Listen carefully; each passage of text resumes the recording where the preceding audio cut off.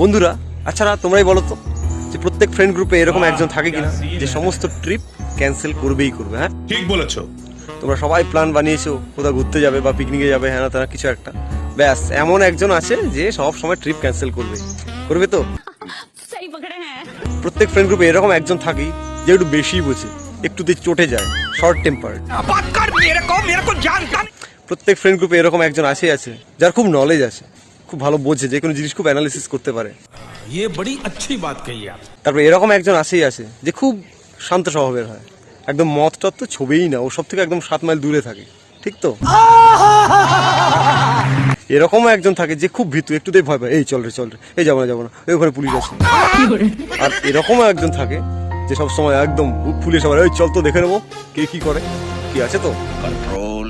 আর একটা বিশেষ বিষয়, প্রত্যেক ফ্রেন্ড গ্রুপে এরকম একজন থাকবে যে সব সময় দেরি করে, যদি বলে 5 মিনিট ধরে নিন তো আধ ঘন্টা, মানে 30 মিনিট তো লাগবে, ঠিক তো।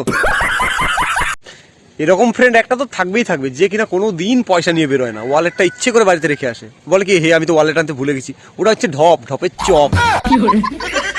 আবার দেখবে কোনো দিন যদি সবাই মিলে একদম চাপ দেয় না আজকে তোকে বিল পে করতেই হবে, সেদিন হয়তো টাকাটা বের করেছে, এবার খাবার অর্ডারটা আসুক খালি, দেখবে সবার আগে বড় পিসটা ওই তুলে নেবে, পয়সার উসুল তুলতে হবে তো, ঠিক কিনা। আর এরকম একজন খাস প্রো প্লেয়ার তো থাকবে যার মুখে একদম খিস্তি রেডি থাকে, কথায় খিস্তি।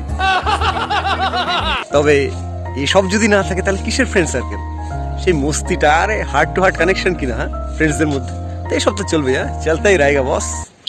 তো ভিডিওটা প্রচুর শেয়ার করো, আর তোমাদের ফ্রেন্ড সার্কেলে যারা যে ক্যাটাগরিতে যাচ্ছে তাদেরকে সেই ক্যাটাগরিতে ট্যাগ করে দাও, ঠিক আছে। চলো সবাই ভালো থেকো, বাই। আর হ্যাঁ সবাইকে অ্যাডভান্সে হ্যাপি নিউ ইয়ার।